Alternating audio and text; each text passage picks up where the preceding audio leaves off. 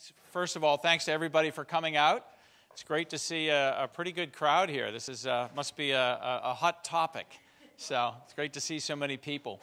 I want to start off by just a couple of housekeeping things. You will have found on your chairs 2 sheets of paper. One is this little half sheet, and one is this fuller sheet. And then you should have probably picked up an agenda and a set of bios from our speakers as you came in. So the half sheet is an experiment that we're going to try tonight, which is the way we'd like to handle questions, and I'll explain that. But hang on to this. If you have some questions for our panel, what we're going to ask people to do is to fill these out and pass them to the left so that we can make sure we get a good cross-section of questions for the panelists. This is a survey that we like to do at the end of these meetings just to see if we're actually providing good information. People find the format good. People find that we're not taking too long. So these have been really helpful. We've used these through the Central Healdsburg Avenue planning process. We've been using them recently on the roundabout, and it's really helped us hone, I think, some of the outreach efforts and the way that the meetings are conducted. So just kind of keep this handy, and then on your way out, fill it out quickly and drop it off. There's also aside from just how was the meeting for you, there's a place to add comments, things that you heard that you liked, things that still concern you that you want to make sure we're aware of. Just a little bit of an informal way to get that to you. So now that everybody's seated, I think we've got some quiet, we'll go ahead and get started with the official business. Thank you all for coming again to the second Housing Our Community workshop. This is a series that's been going on, started last month. And this is the second in a series, and I'll talk about how all those fit in. But I want to start, first of all, just by introducing or making sure that everybody knows we have a full attendance from both the City Council members and the Planning Commission, which is pretty impressive. So we have our council members, Gary Plass. Where are you, Gary? Sean McCafferty, Eric Ziedrich, see him in the back. Bridget Mansell, there you are, Bridget, and Tom Chambers. Where are you, Tom? Okay, great. And then from the Planning Commission, we have Jerry Edinger. All right, I saw you back there, Jerry. Joe Lickey, Richard Tracy, Phil Lux, and Rich. Where's Rich? I know he came in late. Yeah, there we are. Great. Okay. And Jeff Sivian, are you with us tonight? No. Okay. Oh, okay, great. So we do have everybody here. What's that? Oh, Kathy. Okay. So, Kathy, where are you? Did you raise your hand? Oh, yeah, okay, good. All right. Let's see. I think that is all of the basic business. So, I wanted to just talk a little bit about what we want to do tonight. And I think it's really important to kind of set the stage for what we're going to go through. And how many people were at the session at the City Council chambers on the 26th? Oh, so a good number of you. Okay, great. So then you know that the point of this is we are not here to kind of advance an agenda or a set of solutions, but primarily what we're trying to do right now is give information so that we have, I think, a more informed community about some really tough subjects. I mean, the issue of housing, the issue of parking, the issue of growth, all of those things, plus many more, are all connected. And what we're trying to do is provide some information. We have a number of panelists here tonight. We're going to do kind of an interactive panel format to try and provide some different perspectives on these very complicated issues. So if I was to try and summarize what we want to do tonight, it's to both be informative, but also to be provocative. And the reason I say provocative is I'm hoping that when people leave tonight, they will go home and just kind of think a little differently about maybe some opinions that they've had about things, or ask questions about the town and where we're going in a way that maybe they hadn't looked at it before. And as you're talking to your friends and having coffee and continuing the conversation, that the point of this is to continue to enrich the dialogue about housing primarily in the town, but also what it means in terms of the character and the quality of life here in Healdsburg.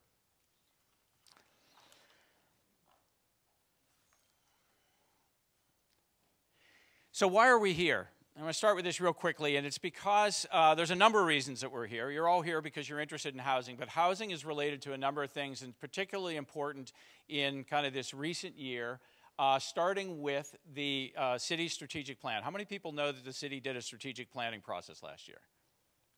Okay, so then you can get this online. But anyways, one of the top goals that came out of that was to develop and implement a strategy to increase the availability of housing choices. And there's a whole related set of sub-bullets to that. But so the City Council has asked for some information to be shared with the community and some education on housing issues so that we can have an informed dialogue. So that's kind of where we start. But there's also there's a number of other related policy documents that have touched on the challenges of housing. This is not something that came up in the last 2 years because houses are rapidly increasing in price. This is something that's been going on for a while.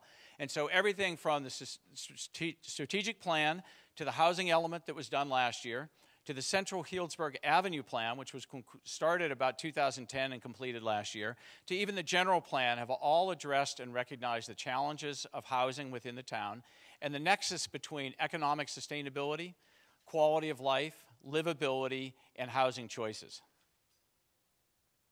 So what are we doing about that? So last year there was a housing element process. How many people were part of the housing element workshops? So still a pretty good group. So there was a process that we went through, and that was part of what's required by the state in order to keep our general plan up to date. And so there were 2 community workshops. There was a plan that was drafted, presented at the City Council and the Planning Commission, and it was adopted and approved by the state.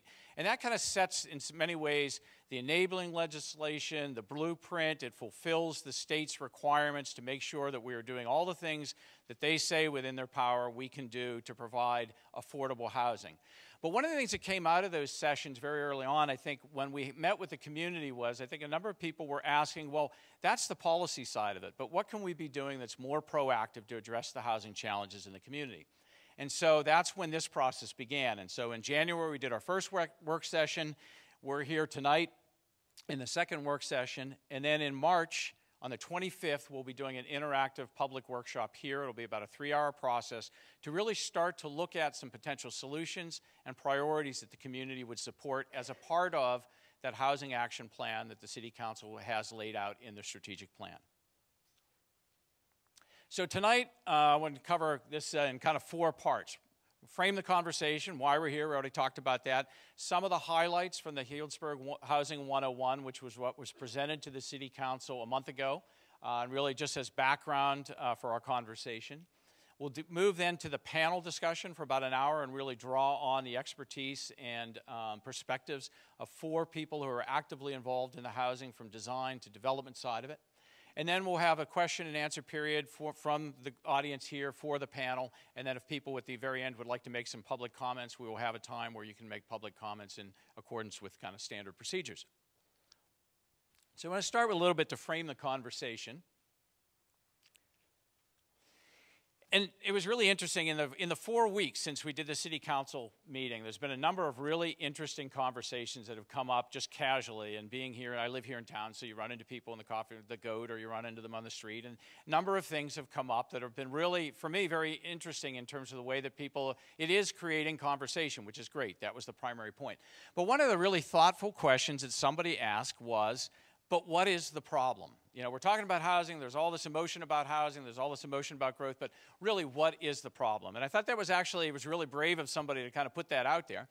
And so sifting through all of the information and stuff that we've heard, kind of distilled it down to these 3 things. And the first is that there is an increasing lack of housing diversity within the community. What's being built is similarly homogeneous, and I'll show you some of the numbers around that. But we're moving towards a place of more homogeneous housing types at a time when there is clearly a generational shift in what people want in housing. We'll talk about that. The second is there's a lack of housing affordability, and that's not new news to anybody. Everybody realizes that. But it's forcing young families, seniors, and what we call backbone employees, the workforce of the community, to move out and live elsewhere. And the third thing, and these are all interrelated, is that the regulations and the standards that are in place here are losing relevance to support some of these more diverse types of housing that are actually available out there to be done. Now, when we did this same kind of exercise with the housing element process, so we broke everybody that attended. We had a group for the first work session. We had about 30 people there, broke them into groups, and we had them identify, first of all, problems that they identified in terms of housing in the community, and then secondly, what would be some potential solutions. And this was a list of kind of the top things that's filtered to the top in terms of things that they identified, the community, the people that you live with, identified as the problems. The first was there was a need for more workforce housing. There was a shortage of rental units. There's both in Healdsburg is below the county average in terms of the number of units that are available for rent, and the pricing of those units that are available or are rental units are above what is the county median. The impact of second homes and vacation rentals on the availability of stock for people that want to live here full time. The lack of diverse housing types, something I'd mentioned earlier. And then the unintended consequences of the growth management ordinance. And I know this is a big issue. There's a lot of emotion around this. I'm going to try and at least share some things on this. This is something that comes up time and again and will probably continue through the conversation along with many of these other issues as we go through this process. So the next question is, if that's the problem, we got this problem, but why should we really care? What is the linkage between housing, affordability, diversity, and this town that we love? And there's a couple of things. If you go back to the strategic plan's process started with a SWOT analysis, strengths, weakness, opportunities, and threats. And if you look at what were identified as the weaknesses of the town at that time by the group that conducted this, and the threats to the future as envisioned by the group, 50% of the items that were identified as weaknesses related directly or indirectly to housing. Things like shrinking middle class, lack of affordable housing, perceived lack of economic and cultural diversity, an aging population that maybe doesn't have access to the kind of housing they would like to live in at that chapter of their life, and population trends in general are shifting what people want. As far as threats, the lack of affordable housing and what that does to hollow out the core of the community. The tension between visitors and residents, what's this town going to become at some point, and then the lack of development tools that come through some of the regulatory things that are precluding the ability to do some of these more diverse housing types. So, and what's the cost of doing nothing? This is, at the last, in the city council session, I shared some of the research that I had actually done in graduate school, which was a long time ago, but, and looking at towns that were living a kind of an amenity, what we call amenity migration towns, places that people lived because of the high quality of life and they loved the recreation and the kind of the quality of the town, the walkability, the sense of place, all of those kinds of things. And when they didn't address affordable housing early on in the process, they began to lose the very essence that made the town so attractive. And the case study in this particular research was Aspen, where Aspen reached a point where they could no longer field a volleyball team or a softball team. They could no longer get volunteers for their signature food and wine festival because those people that were the backbone of the community had to live elsewhere and therefore never felt a connection to the community. They were now part of another community. So what does that do and what does that say about the town? That actually, what's great about the authenticity of this place is there's real people that live here and work here on a daily basis. So, and what is the community saying about why we should care and what is the problem? So there's a website that has been a social media site, I guess, if you will, that's been put up by the city called Healdsburg Community Voice. How many people have been to that? The hands are getting less and less as I go through this process here. Anyway, so you should go check it out. There's a series of questions that are put up about every 2 weeks. And so there were questions that were asked. And the first one was, how does housing shape the character of Healdsburg? And some of the comments that people gave back was, it's really important to have housing and be able to house the people that Healdsburg needs to just kind of fulfill the daily services. We need more small, single-family, humble houses as opposed to some of the bigger houses. The housing prices right now will kill the real nature of our town, and that we need more all-inclusive housing. Another question was asked is, what kind of housing have you seen elsewhere that you would like to see in Healdsburg? And there were a number of slides that were shown, images that were shown at the city council session of different products that are being done very successfully around the country. But people were kind of commenting on that. Co-housing, small housing, row housing, all those kinds of things that add to the diversity and character of the town. And so, in advance of this, also began to look a little bit at what is the literature said about combination of housing affordability, quality of town life, and growth controls. And one of the, because there's a lot of emotion again about the nature of growth controls and what does that do. And intuitively, you would say, well, growth controls are naturally going to inherently drive up the price of housing. But a lot of research that's been done, it says, housing prices are primarily determined by market demand. but they're exacerbated or they're increased when you have a scarcity. So while it's difficult to generalize on the effective growth management policies on housing prices, the restrictions on multifamily housing can increase housing prices by limiting housing supply. And we'll talk about why this is important in a minute. But this is from a research that was done by the Lincoln Institute for Land Policy and the Brookings Institute. They did a review of all the literature, academic research out there on growth controls, growth management, and housing affordability, looking across towns, large and small, and what were some of the conclusions that they were finding. And it's great late night reading if you ever are so inclined. The link is down here at the bottom of the slide. But more importantly, and one of the things that it said really articulately was making the distinction between growth controls and growth management. And I want to emphasize that. There's a big difference between growth control and growth management, whereas growth management is a proactive process of kind of looking out to the future based on a series of principles where you're constantly adapting to the changes of the times. And growth controls, unfortunately, sometimes can really just lock in a period in time and kind of perpetuate kind of a single view at that point in time and not be able to adapt to the changes in the market. And we'll talk about why that's important. But one of the things that it stated there was that building caps or quotas indirectly encourage builders to build large houses rather than attached housing units, since they are not guaranteed to get permission to build the volume of attached housing necessary to reach the desired profit level.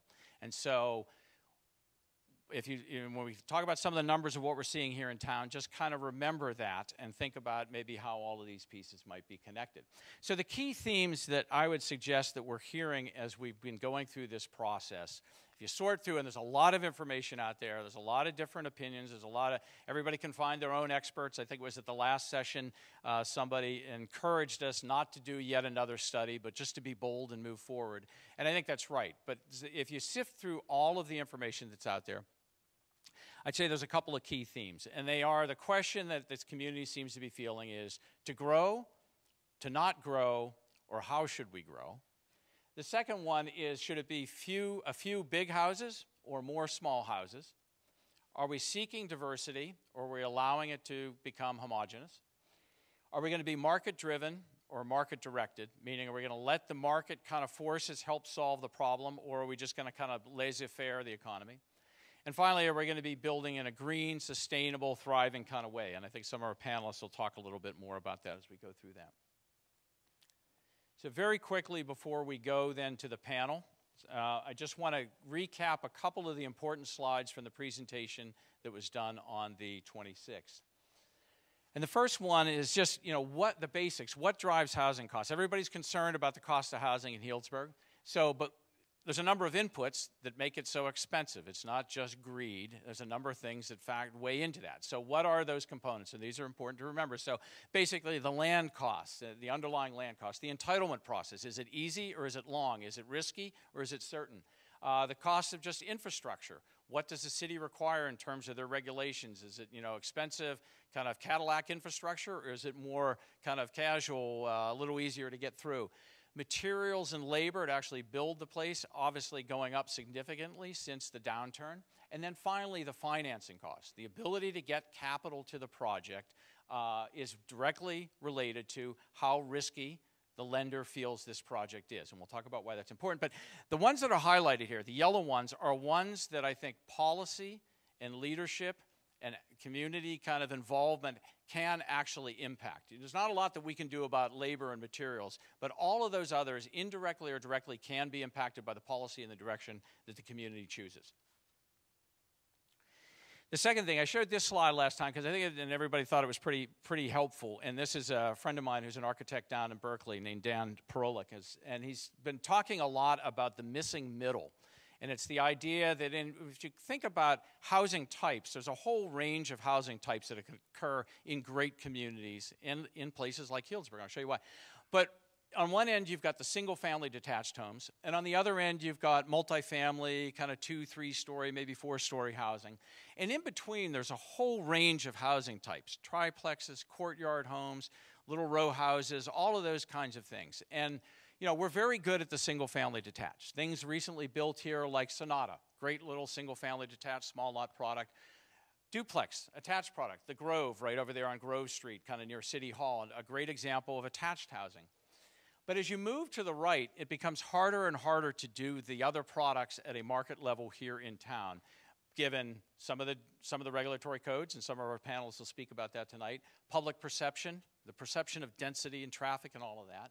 And as you get to the far right, even though it's not legislated out, it's effectively precluded by certain regulations we have in place, such as the building cap, because it does not allow the capital markets to invest in multifamily products. And we'll talk about the linkages there. But it's really, as you move across, that's how all of these things are kind of related and important to know.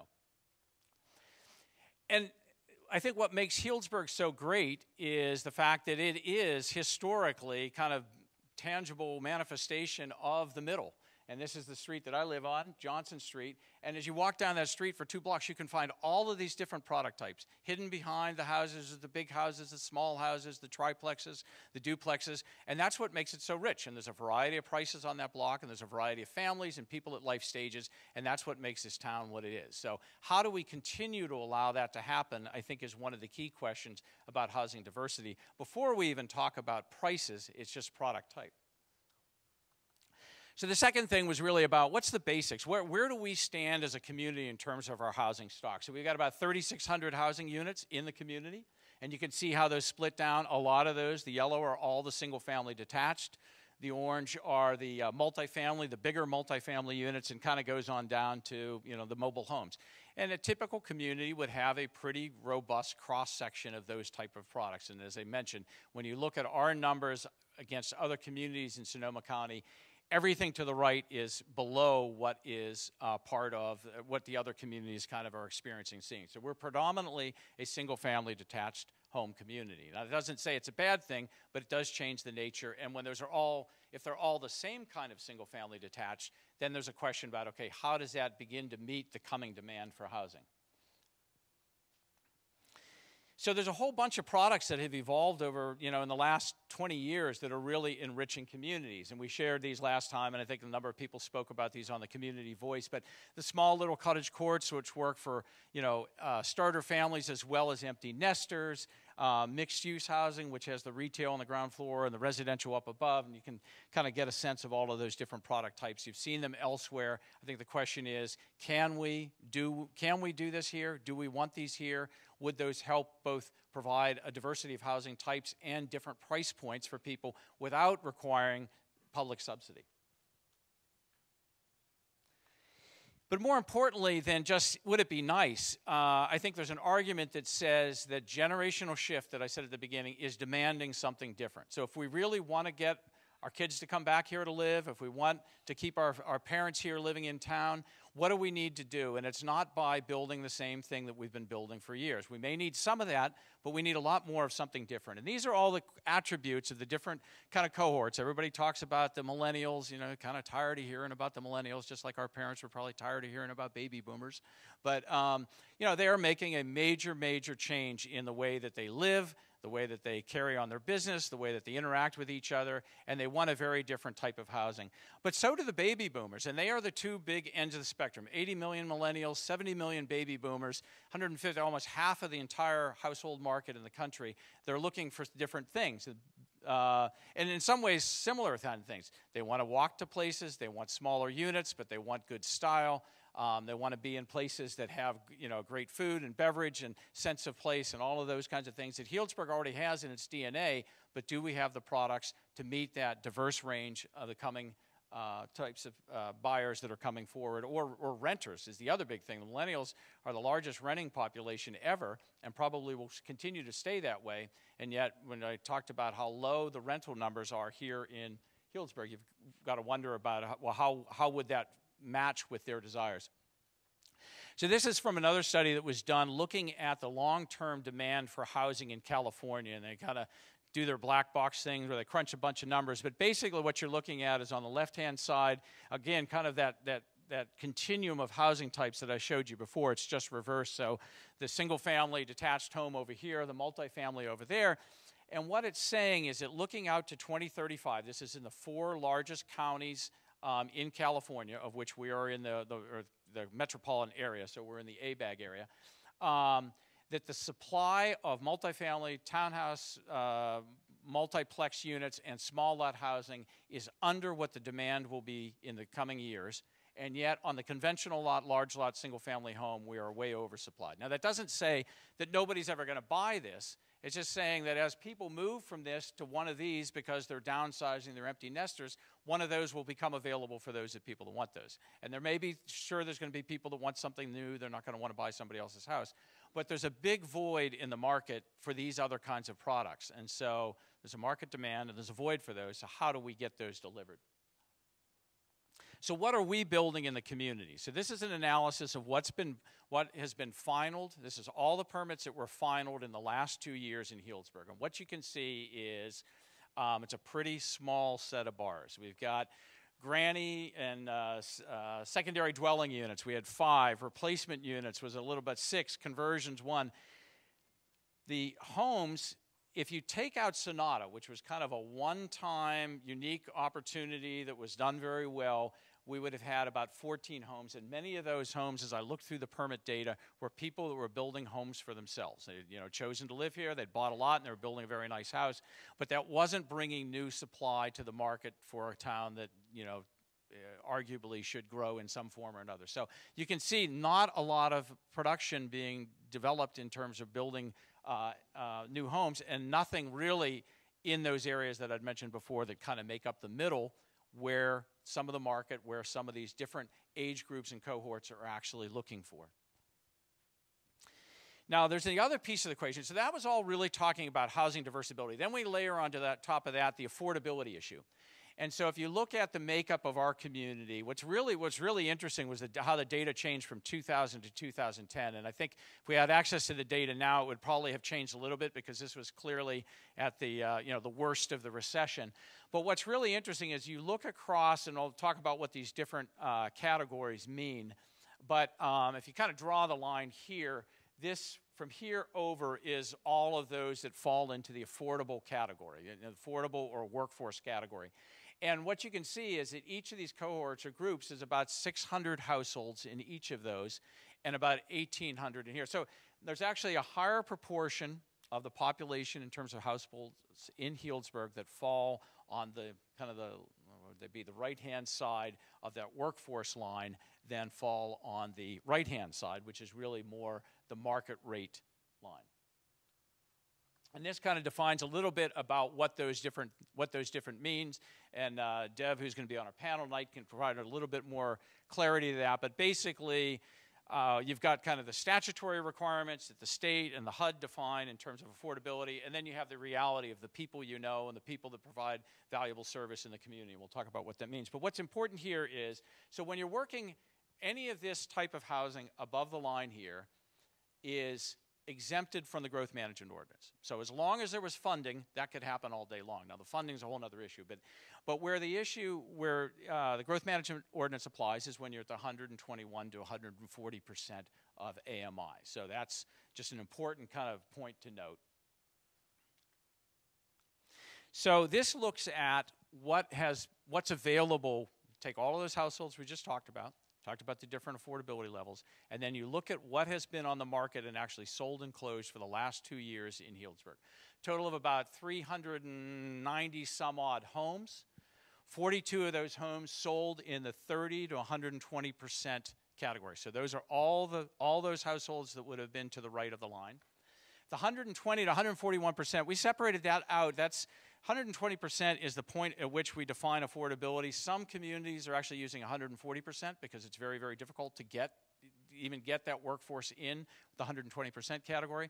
So if you look at that number, we're at 71, and everything over in market rate was 231. So you can kind of remember that kind of households, how that was distributed, and then think about how the housing sales have occurred in town, and you can kind of draw your own conclusions on that. Okay, with that, I'm going to leave it at that. We're going to invite the panel to come up, and we're going to go to kind of the second part. I know you probably have some questions. We'll save that for after the panel. You just bear with us here. And come on up, John, David, Dev, and Kurt. Okay, as I mentioned at the beginning, the point of the panel is hopefully what we're hoping to do is create a little bit of a conversation with you as well as with each of the panelists about some of the topics that I just touched on. And I'm not going to spend a lot of time introducing the panelists. You have their bios there. I think it's much more important that you hear from them than about them. So they're all very accomplished people, say that. They're doing great things. To far right is Deb Gotchis, who's the Executive Director of the Housing Land Trust for Sonoma County. And Deb's a really incredible asset for the community here. She's been involved in the Sonata project most recently and now working on another one in the community, but is really actively working in partnership with the city to help fulfill some of the affordable housing needs within the community. And she'll share some of those experiences and lessons learned through that process. To my immediate right is Kurt Johansson, who's the managing and general partner of Sustainable Community Partners. And Kurt has a long-standing professional career. He's based in Petaluma, was the chair of the Planning Commission there. So if there's another community that has dealt with growth management issues, high cost of housing, difficult kind of community conversations about growth, Kurt's lived through that. And has actually been doing some very interesting work on a larger scale, community infill work, especially with an emphasis around what sustainability means in the development, world. And to my immediate left is David Baker, who's the principal of David Baker Architects. He's based in San Francisco, but many of you may know David through his brilliant work at the Hotel Healdsburg and H2, which are great, I think, contributions to the character and fabric of this town. So thank you for that, David. David, but people may know him from that, but what they probably don't know is he's really known nationally as one of the luminaries in affordable housing design, and really some really creative product. And more importantly than creative and affordable is his emphasis on dignity of housing and its important role in terms of people's lives. And then finally, to my far left is John Worden, who many of you may also know, lived here for 15 years, another architect, but John has been involved also in some very interesting and high-quality housing, creative product types. But any of you that know John already can attest to kind of the thoughtfulness that he brings to this conversation. He was a member of the Planning Commission, a member of the CHAP Steering Committee, and also a member of the subcommittee that worked on the growth management ordinance that was to go on the ballot last year. So he knows these issues here in town intimately, and as a resident here also. He's probably one of the most eloquent speakers I've heard about the fabric and the character of what makes Healdsburg so unique compared to a lot of its neighbors. So with that, I'm going to start we're going to go through a couple of questions, and then we're going to move to, I gave them each 5 slides, which if you know architects, that's really hard to do, but they managed to do it, so we'll see how that works. But I want to start with just as kind of a bit of a warm-up to get some perspectives on affordable and workforce housing beyond the technical terms. Again, the state and HUD have all of these kind of hoops that they make you jump through, but what is the purpose and role and definition of workforce housing for you? And Deb, I'm going to let you start because that's what you do on a daily basis. Okay. Well, there are 2 ways to look at workforce housing. One is the way that has it tied to AMI. We've heard that term, area median income. So there's everybody works, for one thing. Let me just recognize that. But typically, we're talking about, 80 to 120% of AMI, or maybe 60 to 120% of AMI. But the reality is that workforce is, it's everybody. So we can make an effort to provide housing within those AMIs because we have ordinances and policies, but really in a place like Healdsburg, very specifically, our workforce really, I would say, goes up to 140%. So I would decipher. Kurt, why don't you, because you probably have a less technical, more broader perspective on the idea of just affordability and housing. Sure. Well, I'll talk a little bit further about it when I get to my part of the presentation, but I've been sort of on this sustainable community path for over 15 years. And spend more time than I should in Sacramento helping with policy up there. But legislation in the last 7 or 8 years that's come out of Sacramento is pushing the state of California more and more towards defining what sustainable communities are. And for me personally and for our company, that's a balance between economic prosperity, environmental protection, and social equity. And so social equity encompasses a lot of things, but certainly a diversity of housing socioeconomically, as well as racially, as well as gender, is really important to being to social justice. So we're all about going through that messy process of finding that sweet spot, getting all those to work within each community, regardless of what size it is. So it's the actual project, it's the city, it's the county, it's the region, it's the state, and it's the United States. So it's a messy process, but that's how I think of affordable and workforce housing.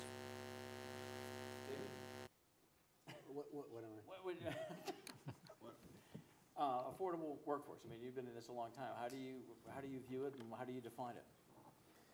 Well, you know, the affordability is, and I've heard people talking about no subsidies, and it's very interesting because we do a lot of work with formerly homeless, and if you're going to serve really poor people, you know, you have to, society has to invest in that. You know, you're not going to do that through the market.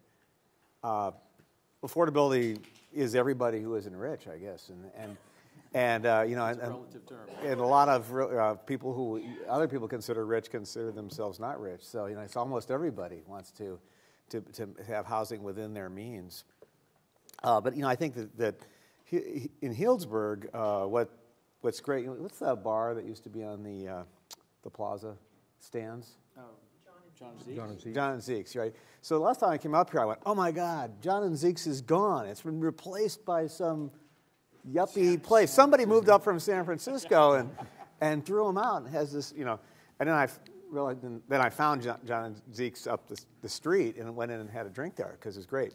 But you know, that's when John and Zeke's can't exist at all, then you know that's a bad thing. Right.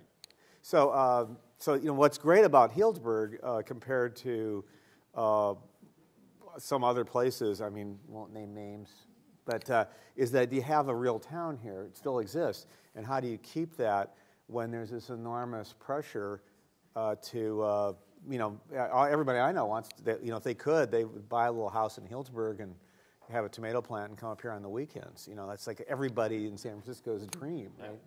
And then there'd be nobody would live here. And then they wouldn't want to live here because it would be awful. Exactly, yeah. John, what's your thoughts on this? You live here, you've kind of watched the transformation over 15 years. What's your perspective? I guess for me, affordability comes down to diversity. So when I look at my children and my children's friends and the people that work at the coffee house and the people that work at the school when I find that those people can no longer afford to live in this town, then this is an unaffordable town. So to me, if we can't sustain a diverse community, then we're up against the wall of affordability. I think it's influenced by a whole bunch of things. One, David's representing actually is this sort of dual economy that we have, the San Francisco economy, which is based on an entirely different set of numbers than our local economy. And so as the San Francisco economy invades our local economy, then you know, there's a disparity that drives affordability out the window.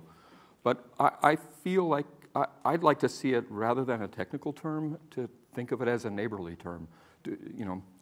Can our neighbors afford to live in this town? And when they can't, then it's not an affordable place. You know, there's a term in sustainability, there's a phrase that I love about sustainability, that it's not a destination, it's a journey. And it almost seems like affordability, I mean, both of your comments, that I think people are looking for a solution that will provide permanent affordability, and yet it seems like the reality is you're constantly fiddling with dials. I mean, in any community that's thriving or, you know, really doing well, but also dealing with issues, because you talk about the San Francisco economy and the people that want to come up here. I mean, how do you maintain affordability? How do you manage that process so that you can maintain some level of diversity, let's say housing diversity? John, you're nodding. What's your thoughts on that? Well, I guess I feel like what's made this town a real place to me. I mean, compare it, and not in a disparaging way, but just compare it to Windsor, a place that was more or less built up all at the same time and all more or less out of the same type of fabric. But this town was built up over a long period of time, and like Jim was noting on his street, it's full of all different kinds of housing that are tucked in, hidden away in different ways. And so that allows different kinds of people to live in this community. Different levels of income, different ages, different desires can live in this community, especially in the older parts of the community. And so when you look at the new development to the north that's relatively homogeneous and broken up into blocks, you know, that's a different kind of development than we have in the historic part of our community, where you have this integrated fabric that's built up over time. So I think the question for us as architects and as community members is can we build that kind of diversity into new housing? You know, can we get this fine-grained pattern of housing to occur in new development as it moves forward? And if we can, I think we can preserve the diversity of our community. If we can't, I think it's going to be very difficult to do that. Kurt, you're a developer. How because I love what John's saying, and it sounds romantic, but how, as a developer, and then maybe putting on your planning commissioner hat from Petaluma too, how would you envision you could almost surgically, somebody, a friend of mine calls urban acupuncture, you go in and you surgically expand the number of housing units, the diversity of housing units, but without doing it from whole cloth on a large plot of land? Is that? Yeah, well, it's, I hate to keep using the word messy, but a friend of mine once introduced me to that word.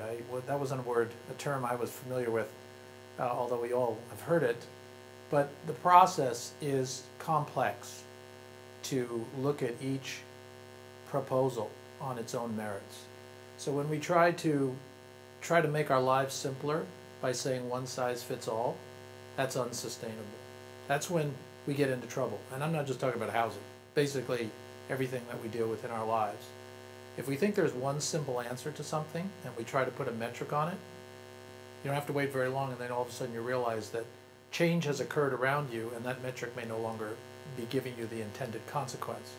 So a sustainable mindset is one which says that let's not have a one-size-fits-all approach. Let's look at each individual proposal on its own merits. And maybe something works here and maybe something doesn't work there. And there's lots of factors that go into that analyses. And I think cities get strong when they take the initiative to say that we're not going to just try to have that blanket approach to everybody. Let's actually let them come in and see if they are thinking sustainably, if they are thinking about Healdsburg's needs. If they've done the same thing in 3 other cities and they just want to plop it down in Healdsburg, that's a big red flag. No. You just gotta know that they're willing to immerse themselves in the issues that are unique and cultural to the town, and it's a long, complicated process. If they're not willing to do that, then it's probably not worth your time to invest in them to figure out what really works for the city. I'm going to come back to that because that raised another issue, but I want to go to the question of, and I had that slide that talked about the different components of costs in affordable housing, and so I want to, maybe David, because you spend so much of your time working in the affordable housing arena, what are the constant challenges that you find in keeping housing cost-effective, affordable, whether it be subsidized or just structurally designed to be less expensive market rate?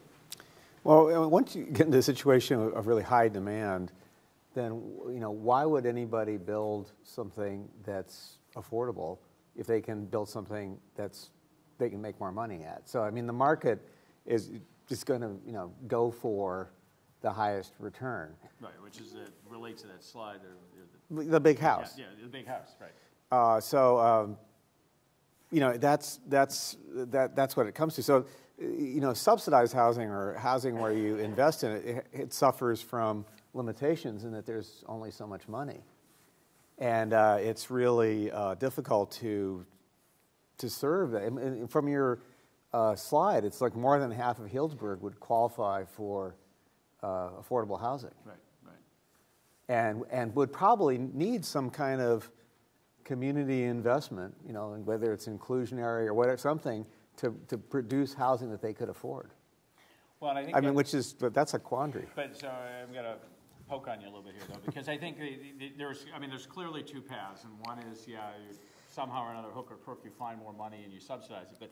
But you're really creative in the work that you've done. So what are some of the things that you're doing to get housing costs down, whether they're subsidized or not? I mean, what are you doing? Well, I mean, I think the thing about units, I mean, units is an interesting term because a unit can be a 10-bedroom house for an extended family, and in San Francisco it can be a 50-square-foot room. Yeah, right. There's historic units there that are literally thousands of people live in 50-square-foot rooms in San Francisco right now. So I mean, which is shocking to people. So but we're saying that's the same thing. So that's so. What are you going to do? You're going to. It's there needs to be some. I think much more sophisticated and finer or messier. And I think that the problem is trying to define it too exactly. The messy process. Everything is changing all the time.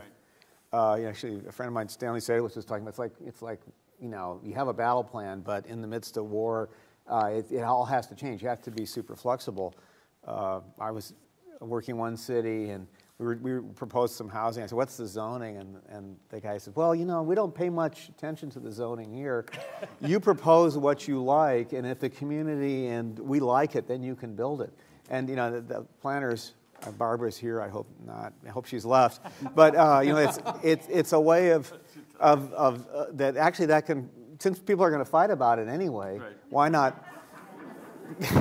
Fight at the beginning as opposed to the end. Well, why not? Because what you really want to see is going to change year by year. I mean, we keep forgetting. Right now we're in this pressure. There's probably that people want to build in Healdsburg. Maybe even the growth management numbers will get absorbed. In 2009, which was not generations ago, everybody was like, well, I don't think there's ever going to be any new development ever. I mean, people would say that. Right. So things change so rapidly, it's really hard to define it.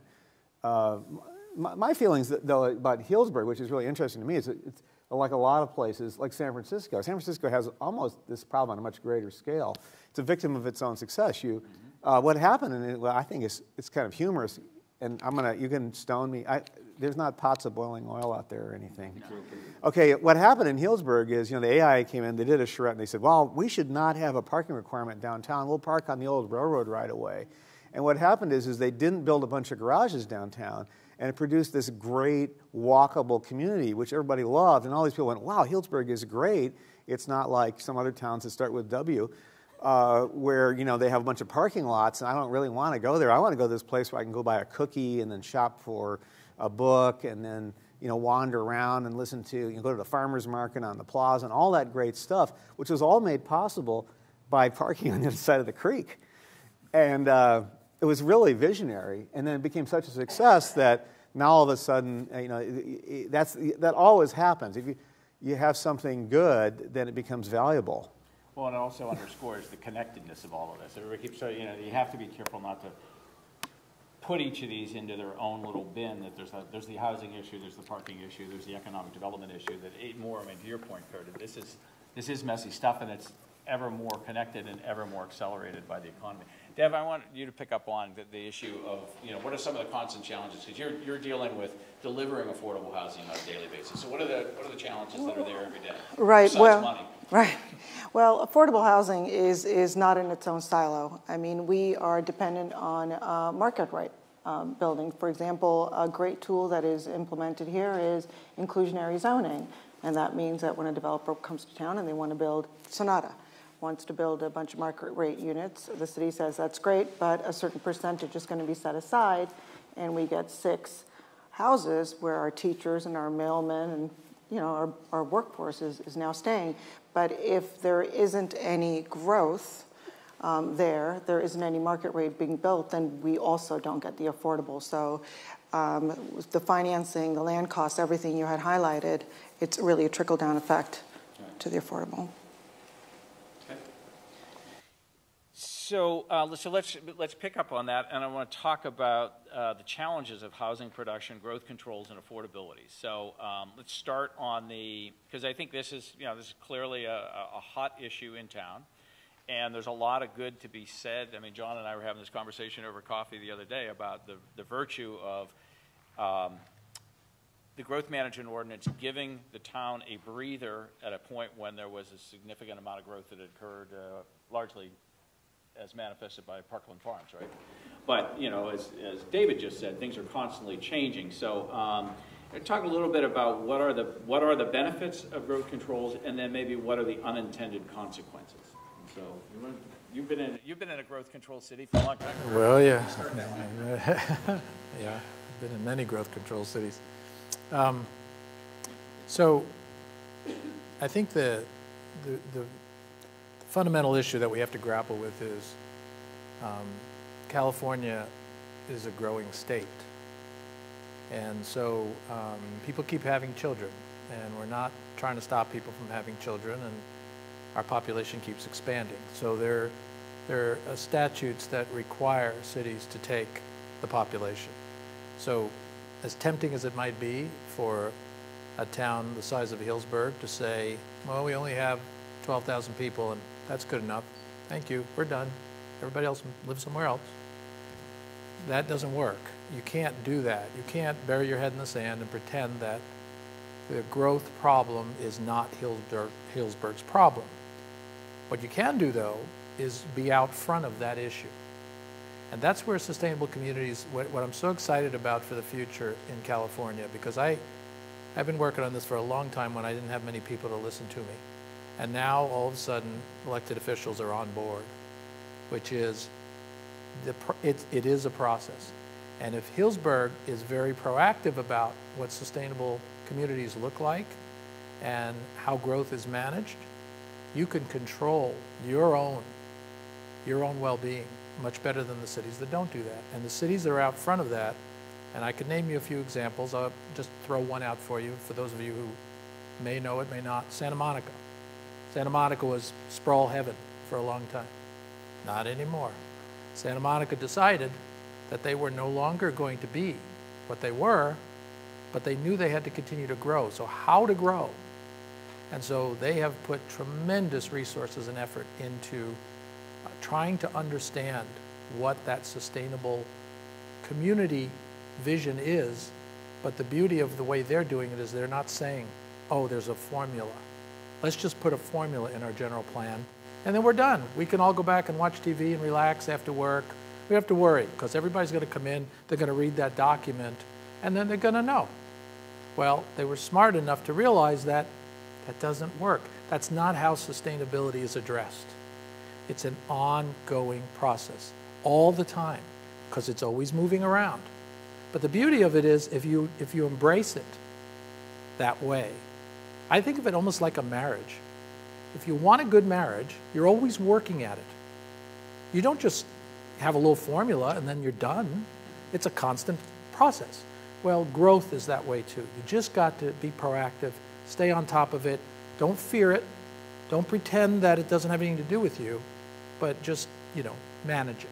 And that's, I don't know if that's your question, but. John, you've been intimately involved in the growth issues from your seat on the Planning Chair Commission and ballot drafting and all that. So what's your take on this question? Well, many of you have heard me talk about growth management ordinance in the past. So and this will come as a shock to those of you who have heard me say that. I think that GMO is a well-intended citizen initiative that put the brakes on residential development and allowed the city to reassess its future and to breathe a little gently. It happened to coincide with a downturn in the economy, and so I think some of its unintended consequences were masked by the downturn in the economy. But I think that there should be some sort of growth management within our community. So putting that aside, I'd like to talk a little bit about some of the unintended consequences and the impact that they have had on our community and continue to have. One of them, actually, interestingly enough, is I think the way the growth management ordinance is written right now, it favors single-family detached housing over multifamily housing. And this is because single-family detached housing is feasible, it's financeable, and it can compete for the limited supply of land. And multifamily housing can't do that. in the same manner, and certainly can't do that with the limits on the number of houses that are able to be built. And so automatically, one of the unintended consequences of the growth management ordinance as it's currently written is that it's anti-diversity. It works against the very things that I think makes our community so good. The fact that we have all these different kinds of houses and all these different kinds of things. It favors single family. I think another unintended consequence of the way the ordinance is written is that it actually favors visitor-serving development over resident-serving development. When you look at the few pieces of land that are relatively large pieces of land that are available for change and that likely will change in the next 10 years within our community, if nothing is done to change the growth management ordinance the way it's currently written, if nothing's done to customize it to make it work for our community, then those pieces of land, say New Forest, for instance, are going to end up being visitor-serving oriented properties. And the reason they're going to be that way is because that's the only way developers are going to be able to have the economic return necessary to be able to afford the land. Then the third thing, and it's linked to that, is that the GMO as it's currently written robs the planning process of the ability to negotiate with developers coming into the community. So I'm a developer and I want to develop New Forest. If the GMO allowed housing within that area at a level that would be healthy, I think, for the community as a whole, I, as the planning director, or as the planning department, or as the planning commission, or as the city council, could say to this developer, we would like this development to be both resident-serving and visitor-serving. We recognize that your greatest return economically would probably be to have it be a hotel or a shopping center and to have it be largely visitor-serving. But we as a community want it also to be resident-serving. So there's a bargaining that goes on. And that bargaining is, we will allow you to have a hotel, and it can be this big, but in exchange, we would like to have this housing. We would like to have a certain kind of housing, a certain amount of housing. There's a negotiation that goes on. And you look at how San Francisco works or Santa Monica works or any of these other communities work, this negotiation is how you're able to get a customized development on these pieces of property that serves our larger community. Because of the way the GMO is written, because it's written as rigidly as it is, that negotiation is moot from the very start.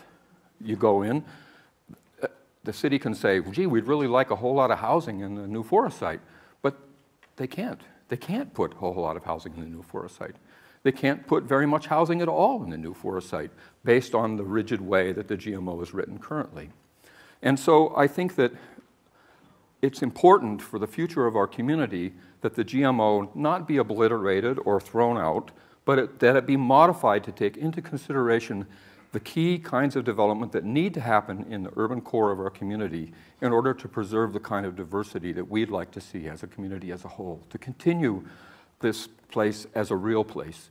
I think that what's happening now is that the GMO, because it's rigid, because it's inflexible, it works against itself. It works against the very thing that it's trying to preserve this community that we love.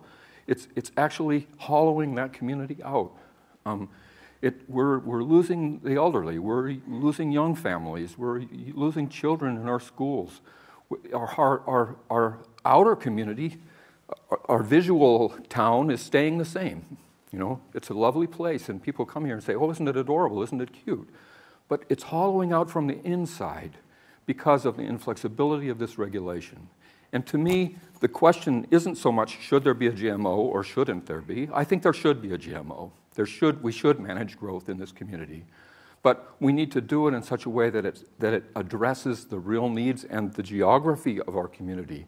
It should be more flexible in the urban core. It should be more flexible in these areas that are open to development at a larger scale. And the rest of the community, it can remain inflexible and remain rigid. I'm sorry. That's going to be a hard one to follow, David, but can you talk a little bit about just, because I think this nexus of multifamily as a product type and the unintended consequences, I mean, what are some of the things that you've worked on where you've been doing creative, multifamily product types, market or affordable, that you couldn't do if you were limited to the number of units? Well, you know, in my practice, we'd take the GMO like, you know, every month or something. I mean, it's just, it's a very, you know, this is a very specific thing. So we're working in bigger cities and we're working on much larger communities. And so, you know, it's really, it's not even applicable. It's kind of nice being here and not having anything to do with housing in the area. But what you know, I think that what I would say is that when you look at the way growth changes a place, you know, one of the things is simply, you know, if everybody's familiar with the idea of greenfields and brownfields development, you know, there's really, I think there's a fairly decent opportunity within the historic core, particularly if you increased density, to add housing of all types within the urban core. And the thing is, when you do modern suburban greenfield development, it's kind of, I mean, I think, well, this, as I say, it's good that I don't live here.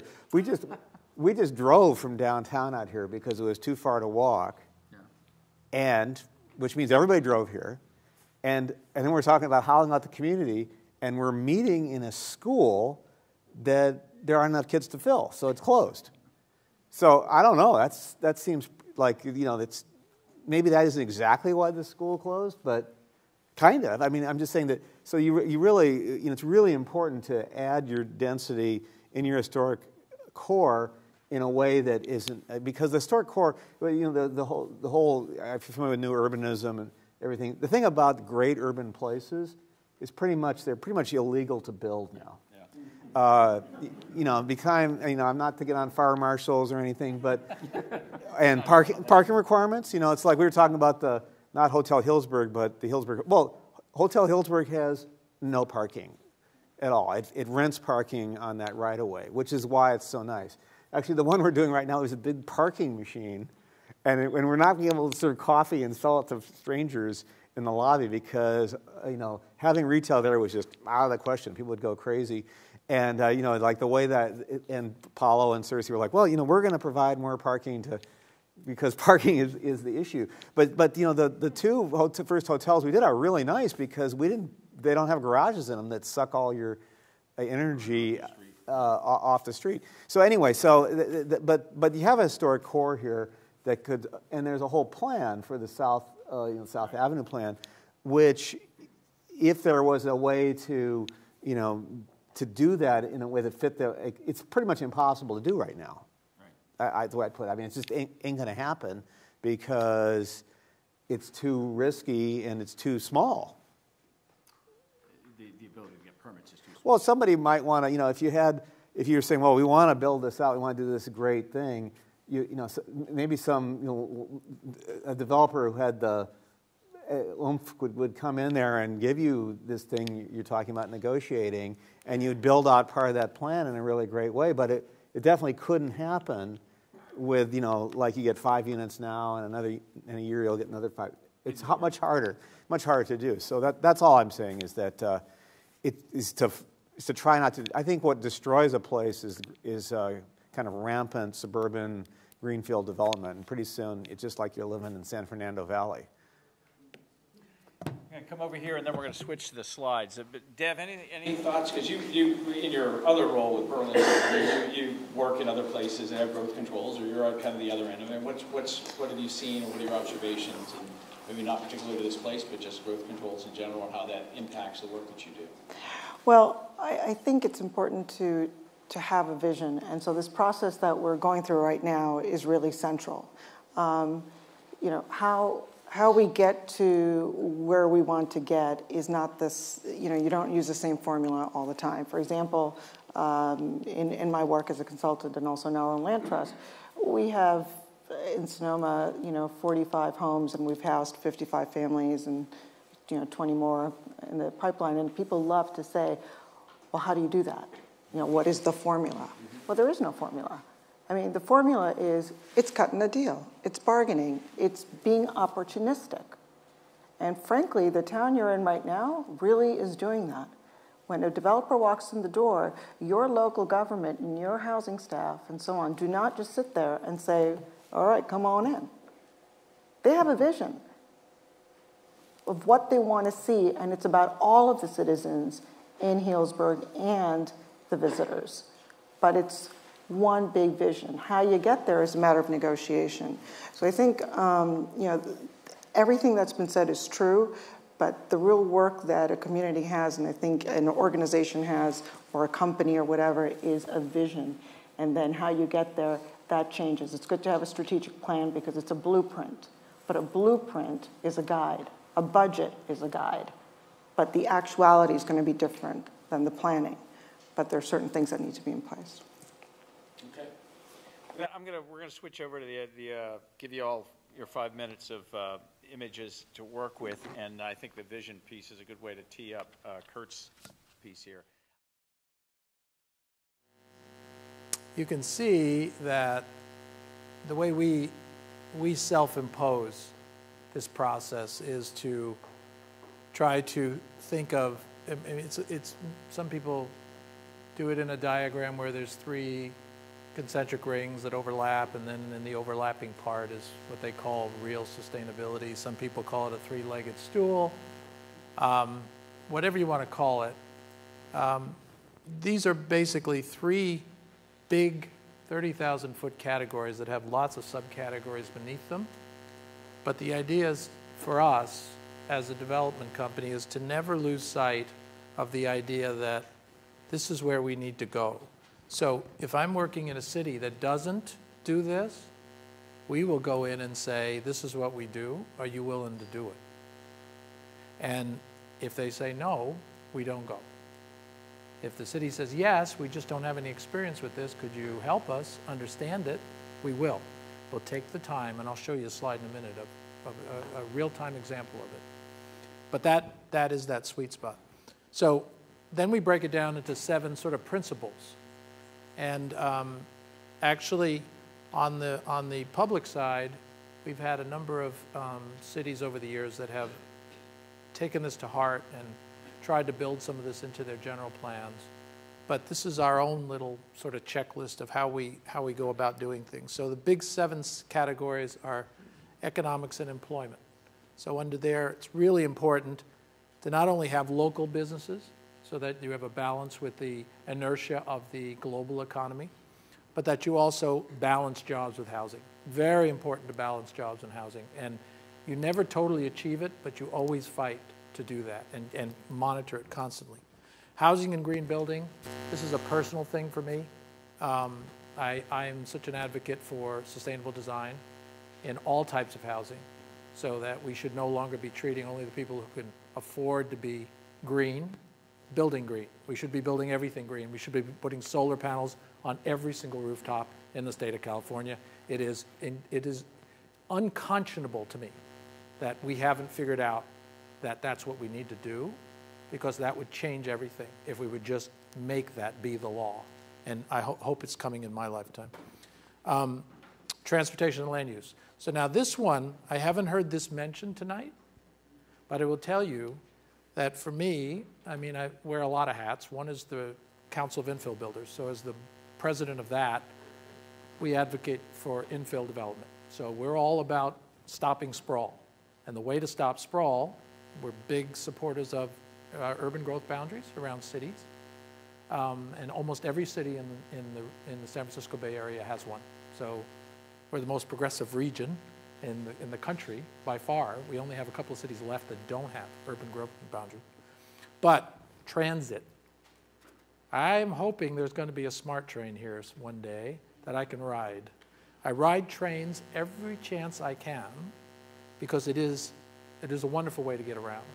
And the way we sort of demolished our train system in the country for the automobile, of course, is really, really sad. And I think we're kind of figuring we have to get back to that. So linking growth to transit is a really important concept for us. Agriculture and ecology. This is very much about protecting farmland, so that I don't care if you even have a boundary line that has prime farmland in it, just don't let them take out prime farmland, period. Don't care where it is, just don't do it. We need to preserve every acre of prime farmland we have left in the state of California. And that's thinking about our children's children's children. Not today, but that's going to become an incredibly powerful issue for California.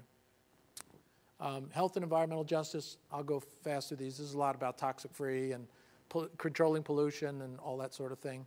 Renewable energy and conservation, and then eco-literacy. Eco-literacy, a lot of people ask me what that is, and you can go online and you can read about it. Berkeley is the center of the eco-literate movement. But it's really behavioral change. It's about a community that says that we actually need to educate ourselves about what eco-literate behavior is about. And there's a whole long, wonderful list of issues that come into play there. All right, so here's my small little example for you. This is in a city that's 3 times the size of Healdsburg. It's over in the Central Valley, so it's about 20 miles outside of Fresno. I have never in my career done anything in the San Joaquin Valley.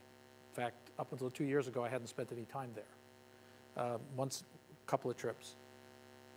But in my role with a couple of nonprofits speaking about this issue, people kept coming up to me going, we're so sick of what we get. We don't get anything good here. And it really touched me. It was really sad. Young people can't wait to get out. They can't wait to leave. And so the brain drain is terrible. So it's a very economically disadvantaged area, the Central Valley. And it's a very one-dimensional economy. So they want better. But the developers, they don't give them better. So, all right, so we went into this town, as I say, 3 times the size of Healdsburg.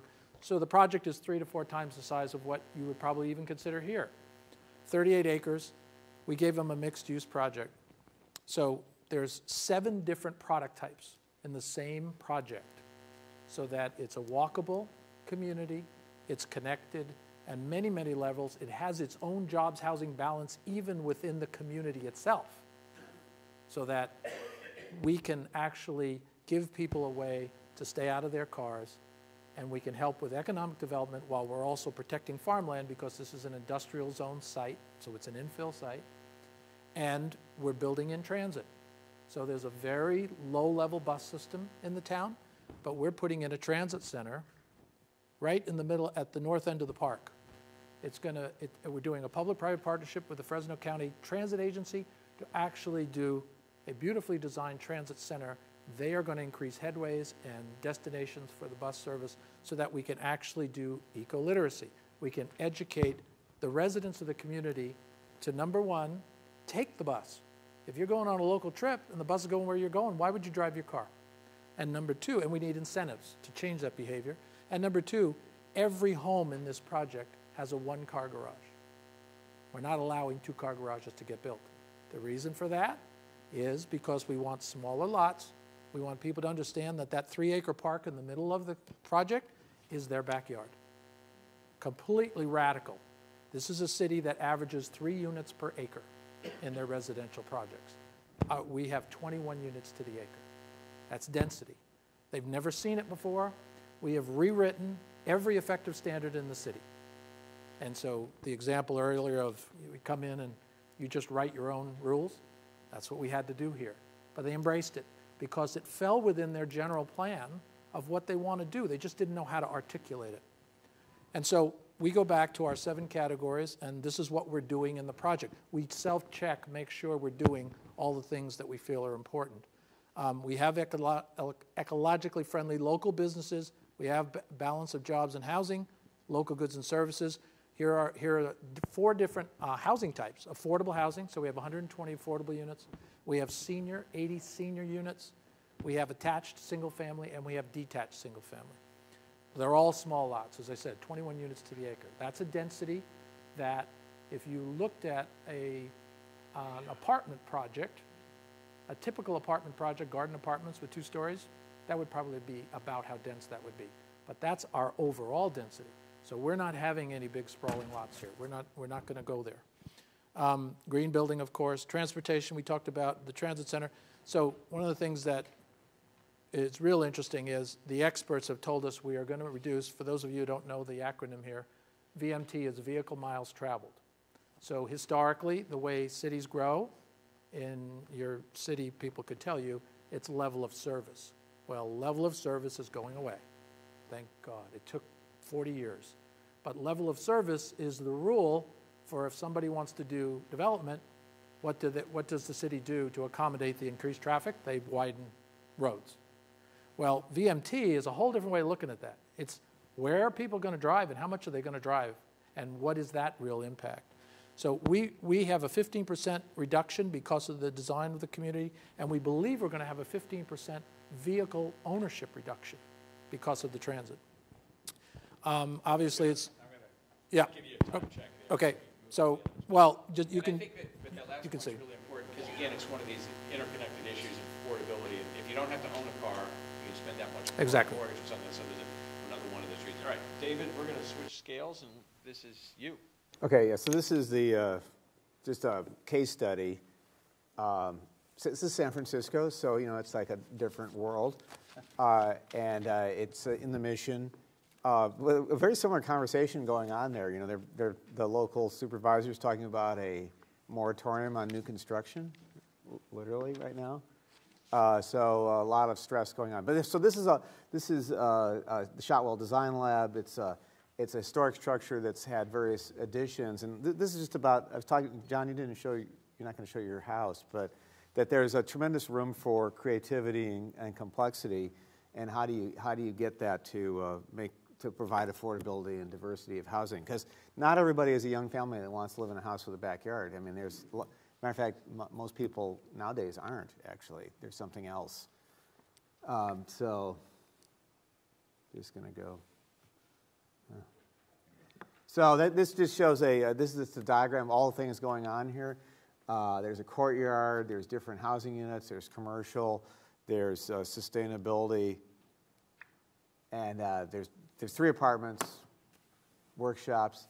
This is the old commercial space. You know, when I first started practicing, the idea of putting housing over commercial was something that was done in the old days, but it was totally impossible.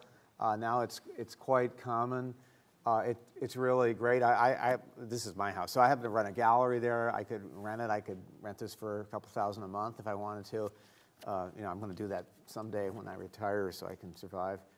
And so, why isn't this going forward? I don't know. Pushing the right one? I'm probably pushing the wrong one. This is a little apartment in the back. This is just showing a very small unit. It's a 400 square foot unit.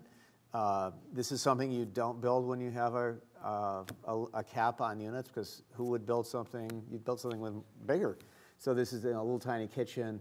You can see the sleeping over there, closet. I actually lived there for about 5 years. And who lives there now? What's the demographic? Oh, I don't. Coming ahead? Well, it's okay. What I do is I Airbnb it, and I run the gallery. I run the gallery in the front, and actually the head of Airbnb came and stayed there one time. But it's not, you know, there's a long story there. Then in the back, I had a rear yard. It had a stable at one point. This is I basically I got a variance to replace the stable, and I was fairly tricky, so I got a variance for a 30-foot high building. So and so I did that, and then I didn't build it for a while, and I thought I've got a free lot in San Francisco, I got to build it. So I thought, well, I'll build the most experimental building I can possibly do as a learning process. So this is a commercial ground level. It happens to have the prototype shop for our architectural office, but it could be any kind of commercial. There's basically a townhouse or a loft above it. There's a vegetated roof. This is a certified net positive building. It generates about 30% more energy than it uses, including running the shop, which has a full-time employee. Anyway, that you can see the solar collectors up there. So I think is that the entire that's my 5 slides. But anyway, and that's 42 units per acre, and it's because, and I'll say that I'm waiting for that train up here too. I got my city car share. I'll tell you, but when it goes to Santa Rosa, I'm going to take the train to Santa Rosa and ride my bike the rest of the way, unless I'm completely incapacitated. But this doesn't have any parking, which is why if it had parking, it would just be a parking garage. No shop. I want to pick up. You said that's 42 units to the acre, but how many units is it? It's 3 residential units and 2 commercial units. But I'm not counting the commercial units as units. Right, but so what I'm saying is sometimes the number scares people. 40, oh my God, 42 units for the acre, but you only have 3 units. So the idea of getting small density to solve the problem. And in 2 and 3 stories. Yeah, exactly. So. But it doesn't have setbacks, and it doesn't, parking takes a lot of space. Okay, Deb, over to you. All right, so we're going to talk about Sonata, which is right here in your own backyard. It is a subdivision off of West Grant Avenue, off of Healdsburg Avenue on West Grant. And so we worked in partnership with the city of Healdsburg. That's us, Housing Land Trust of Sonoma County. We're a nonprofit. And in this case, we partnered with the developer D.R. Horton, but this could be any developer. We've partnered with lots of developers. And our goal was to create housing that is affordable to the workforce. And I think that's just something that we all need to keep in mind when we think about language. Housing that is affordable to the workforce.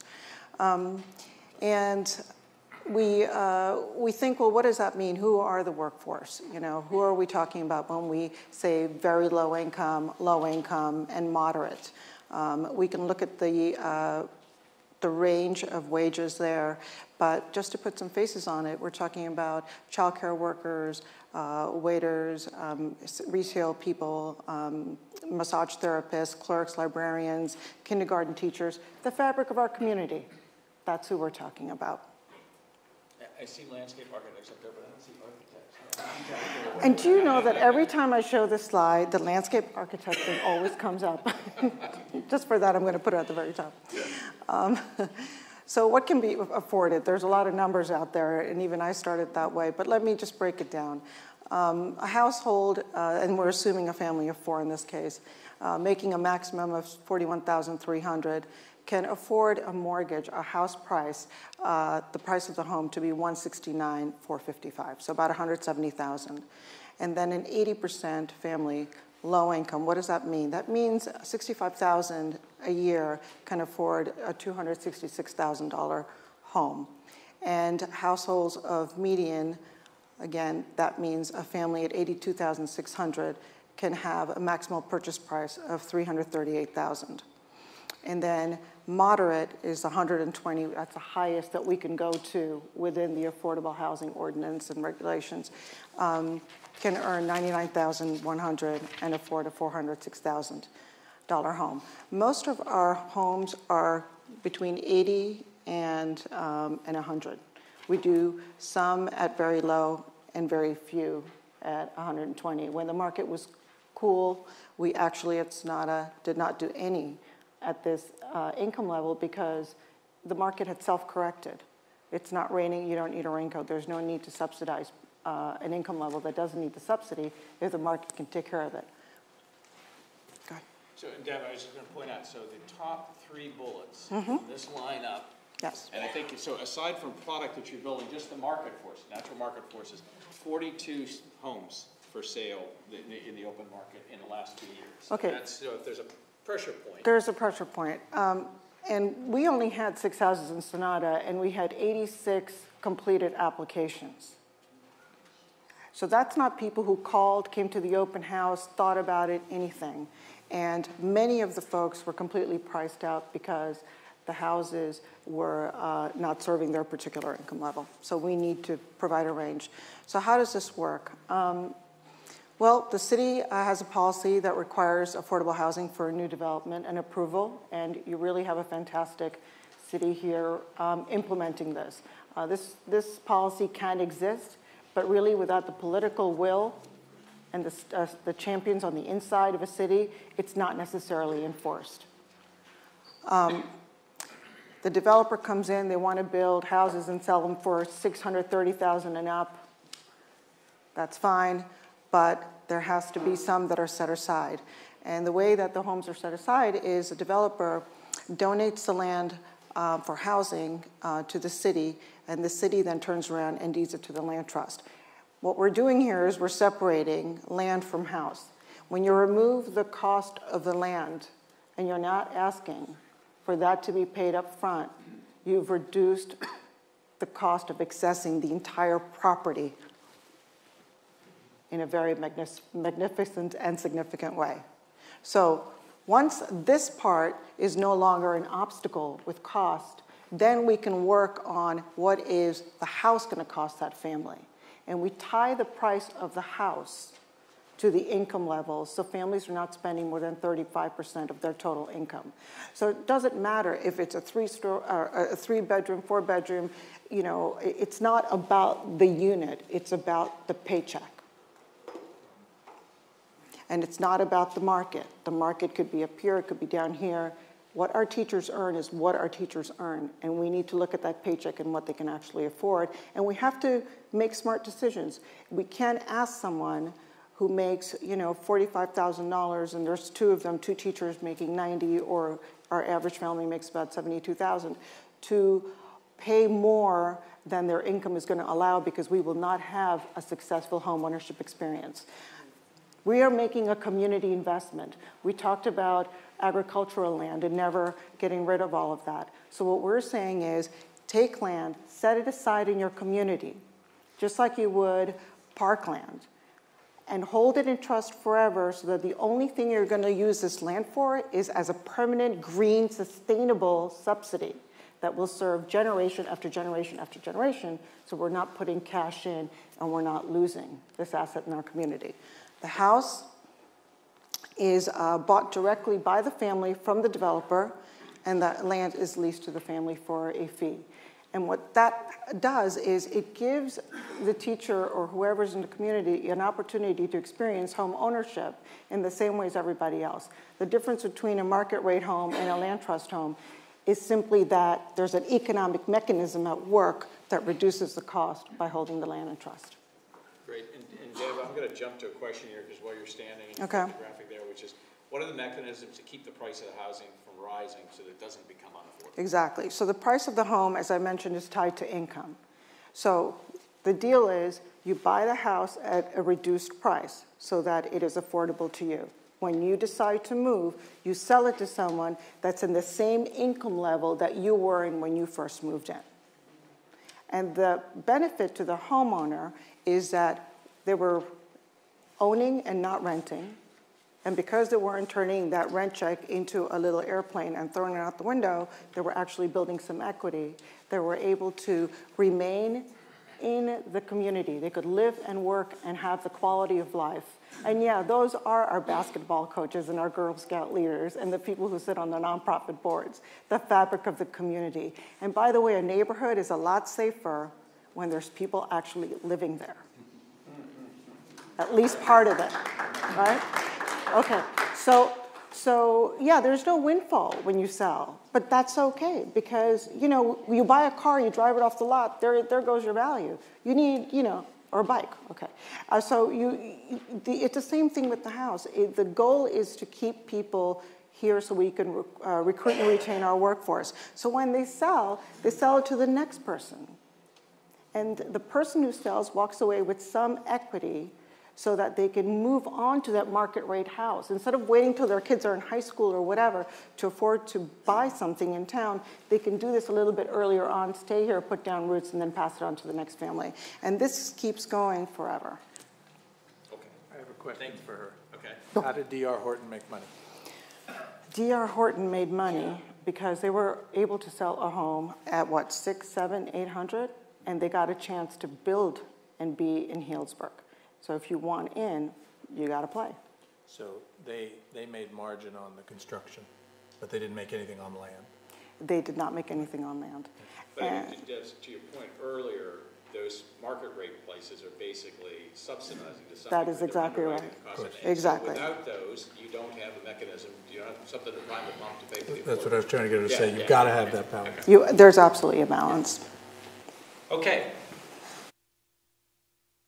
I'll let you know, because you really hung it out there. We've got all these questions here now from the audience. So, but one of them that's perfect to tee this up, which is, are there some projects that you've worked on that have never been built because of some of the regulations and things in town? So, Okay. not only you have one, but you have four, right? All right, so I'm going to show 4 failed projects. So there's a change of course. So they're the little red spaces, 1, 2, 3, and 4.